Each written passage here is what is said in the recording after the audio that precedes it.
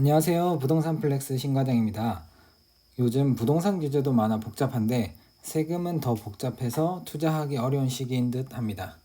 물론 잘 알고 투자를 하면 문제가 없고 수익을 낼 수 있지만 그것이 아니라면 세금 폭탄을 맞을 수 있는 만큼 투자에 주의가 필요합니다. 오늘은 1억 이하 주택 이거 모르고 사면 세금 폭탄이라는 주제로 영상을 올려드리려고 하는데요. 많은 분들이 관심을 가지고 있는 것처럼 또 이제 개인적으로 질문을 많이 해주시는 것처럼 1억 이하 주택에 관련돼서 세금 또 우리가 조심해야 될 건 한번 확인해 보도록 하겠습니다. 취득세가 1%부터 12%까지 다주택자들의 취득세율이 높아짐으로 인해 추가적인 부동산 투자를 하기 쉽지 않은 상황입니다. 그런데 이제 취득세 중과세율이 적용되지 않는 전국의 기준시가 1억 이하 주택에 많은 투자자들이 관심을 가지고 계시죠. 그래서 주택에 일단 부과되는 세금은 세 단계로 나눌 수 있는데 취득 시 발생하는 취득세, 그리고 보유 단계에서 발생하는 보유세, 재산세라든지 종부세가 보유세가 되겠죠. 그리고 마지막으로 집을 팔 때 양도하는 단계에서 발생하는 양도세입니다.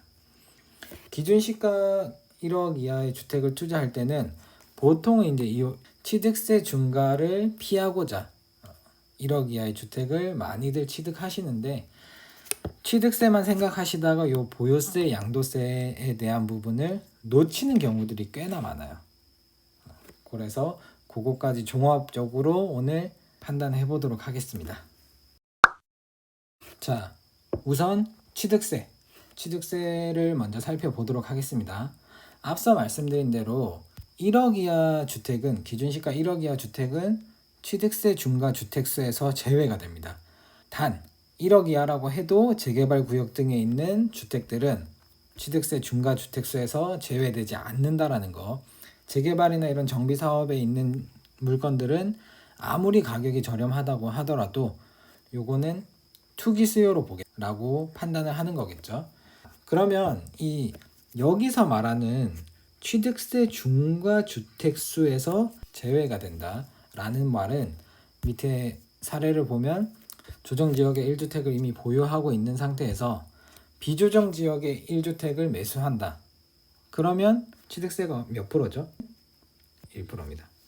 이 상태에서 추가로 1억 이하 주택을 매수를 한다. 취득세 중과에서 빠지기 때문에 얘는 1%로 취득을 할 수 있다라는 거죠. 3주택이든 4주택이든 더 추가적으로 더 해도 상관없어요. 똑같이 얘는 1%로 처리가 됩니다. 자, 그러면 순서를 바꿔서 1억 이하가 먼저 있습니다. 그러면은 1억 이하 있는 상태에서 조정지역 주택을 매수했습니다. 얘를 매수했다. 그러면 얘는 주택수에서 포함이 안 된다 그랬죠.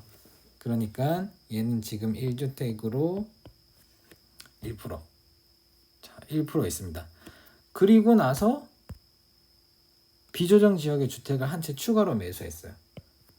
자, 1%. 만약에 요 1억 주택이 주택수에서 포함이 되었으면 어떻게 됐겠어요? 여기가 8%고 여기가 12%. 이런 식으로. 자, 12% 이렇게 처리가 되었겠죠. 그렇지만 1억 이하 주택은 주택수에서 빠지기 때문에 1억 이하를 매입을 할 때도 다른 주택을 살 때도 모두 다 영향을 주는 게 주택수 제외라고 보시면 됩니다. 자, 다음은 보유세입니다. 주택을 보유하면서 발생하는 보유세는 대표적으로 재산세와 종합부동산세, 우리가 종부세라고 부르는 종합부동산세가 있죠. 재산세는 개별 공시지가에 따라 부과되는 부분이니 크게 달라질 건 없어요.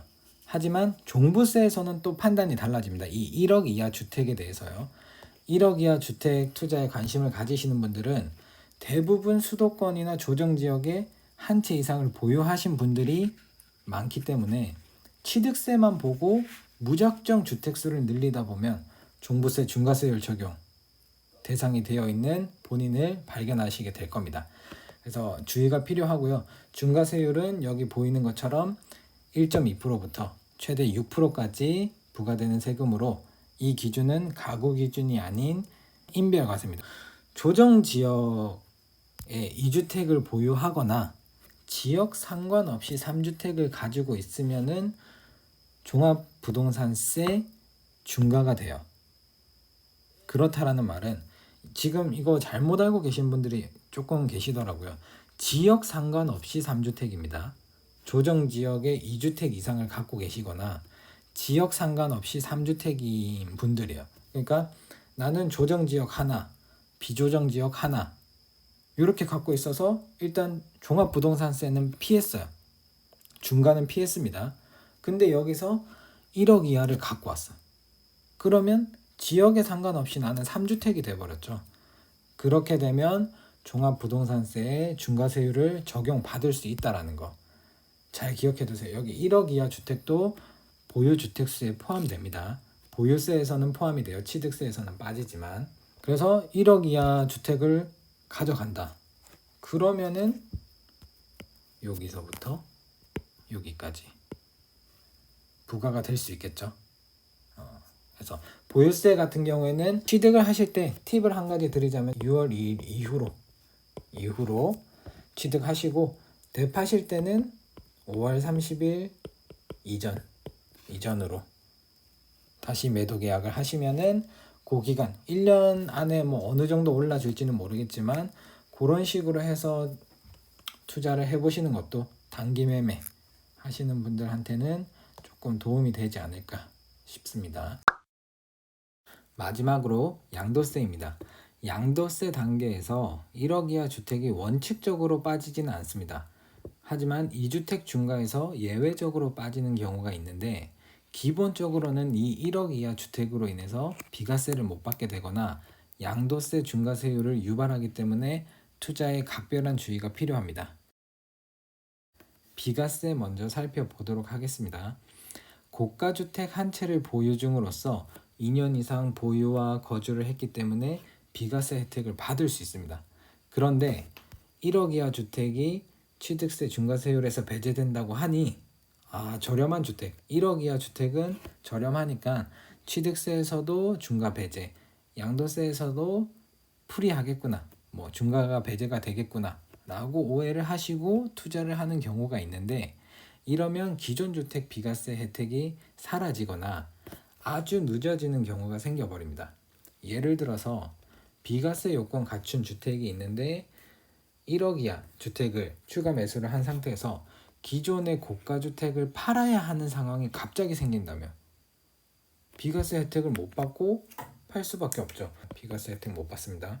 물론 일시적 2주택자로 팔 수 있지만 이 1억 이하 주택의 취득 목적은 단기 매매였기 때문에 1억을 취득한 이후 취득하고 3개월 뒤에 팔았어요. 근데 3개월 뒤에 팔았는데 갑자기 고가주택도 팔아야 돼. 그러면은 비과세를 못 받거나 일반 세율을 내고 하거나 아니면 2년을 어떻게든 가져가는 수밖에 없어요. 추가 2년. 그러니까 비과세를 못 받거나 비과세를 받게 되는 시기가 굉장히 늦춰지는 거죠. 그래서 이런 부분은 비과세를 받을 수 있는 고가주택을 소유하고 계신 분들은 1억 이하 주택을 취득하실 때 반드시 이런 부분까지 고려를 하셔서 투자를 하셔야 되겠습니다. 양도세, 비과세 다음으로 주의해야 할 부분이 바로 중과세율이에요.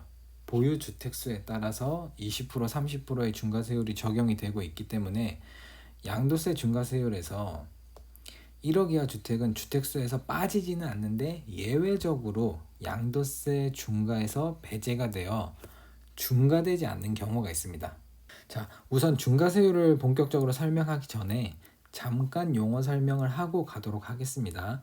취득세 중과, 주택수 제외, 그리고 양도세 중과 배제 등 관련된 자료를 찾다 보면 중과 배제와 주택수 제외라는 이야기가 나오는데 주택수 제외와 중과 배제 차이가 무엇이냐? 자, 중과 배제는 해당 주택을 사고 팔 때만 적용이 되는 거예요. 해당 주택, 주택수 제외는 해당 주택뿐만 아니라 다른 주택의 거래에서도 주택수에 포함되지 않는 것. 그러니까 중과배제보다는 주택수 제외가 훨씬 더 큰 혜택을 주는 거겠죠. 네. 그리고 다시 본론으로 돌아와서 조정지역 일반 주택 두 채를 가지고 있었는데 1억 이하 주택을 추가로 매입을 한 상태에서 조정지역 일반 주택 한 채를 만약에 팔게 되면 3주택 중과됩니다. 30% 추가세율을 적용받겠죠. 또한 1억 이하 주택이 요 1억 이하 주택을 만약에 샀다가 다시 되판다고 했을 때 수도권 광역시 등에 만약에 이 1억 주택이 포함되어 있다. 만약에 대구 광역시다. 그러면은 이 1억짜리 주택을 팔 때도 3주택이에요. 자, 요런 부분이 있기 때문에 1억 이하 주택은 취득하실 때 양도세 부분 정확하게 짚어 보셔야 됩니다. 예외적으로 양도세 중과 배제가 되는 경우들도 있습니다. 양도 당시 기준 시가 1억 이하 주택의 중과 배제는 2주택에서만 적용이 되고 3주택인 경우에는 해당 사항이 없습니다. 또한 2주택이라도 1억 이하의 주택이 도정법에 따른 정비구역이나 빈집 소규모 특례법에 따른 사업 시행구역에 위치하면 중과 대상이 될 수 있습니다. 그리고 1억 이하 말고도 중과 배제가 되는 경우가 또 있죠. 바로 수도권, 광역시, 세종시 외 지역 기준시가 3억 이하의 주택들은 중과 배제가 됩니다. 자, 3억 이하의 주택의 경우에는 1억 이하 주택과는 다르게 3주택 이상이어도 중과 배제가 되지만 지역에 제한이 있다라는 거 잘 기억해 두시면 좋겠습니다. 자, 1억 이하 주택에 투자할 때 양도 당시 기준으로 기준 시가 1억 이하이기 때문에 현재 1억에 가까이 공시지가 기준 시가가 1억에 가까이 붙어 있는 주택들은 내년 공시지가 현실화에 따른 시세 상승으로 인해서 1억이 넘어가게 되면 양도세 중과 배제 등의 혜택이 사라질 수 있으니 반드시 이 부분에 유의하여 투자에 임하시길 바랍니다. 자, 마지막으로 오늘 영상 정리 한번 해보도록 하겠습니다. 취득 단계에서는 1억 이하 주택 취득세 중과 배제입니다. 그리고 단 정비구역에 해당하면 이 혜택에서 제외된다라는 거 잘 기억해 두시고 보유 단계에서는 1억 이하 주택 보유 주택수에 무조건 포함됩니다. 그래서 종부세 중과 대상이 될 수 있고 조정지역 2주택 이상 또는 지역 상관없이 지역 불문하고 3주택 이상이면 종부세 대상이 된다는 거, 종부세 중과 대상이 된다라는 거. 마지막으로 양도 단계 1억 이하 주택 보유는 일단 주택수에 포함이 원칙입니다. 하지만 2주택인 경우에 한해서 예외적으로 중과 배제가 된다라는 거. 비과세 대상자는 투자에 주의가 필요하다는 거. 왜? 비과세를 못 받거나 딜레이 되거나 할 거기 때문에. 오늘은 이렇게 1억 이하의 주택과 관련된 세금에 대해서 이야기를 해 보았는데요. 그 과정에서 3억 이하 주택도 살짝 언급해 보았습니다. 투자는 취득하기 전부터 대략적인 세금 계산을 계산하고 들어가셔야 되고 남들이 다 하니까 나도 1억 이하 주택 취득해볼까? 라는 생각으로 들어가셨다가 예상치 못한 세금 폭탄을 맞을 수도 있으니 반드시 투자에 주의가 필요하고요. 오늘 올려드린 영상 참고하셔서 막무가내식 투기가 아닌 안전한 투자 하시길 바라겠고 오늘 영상이 도움이 되셨다면 구독과 좋아요 눌러주시길 바랍니다.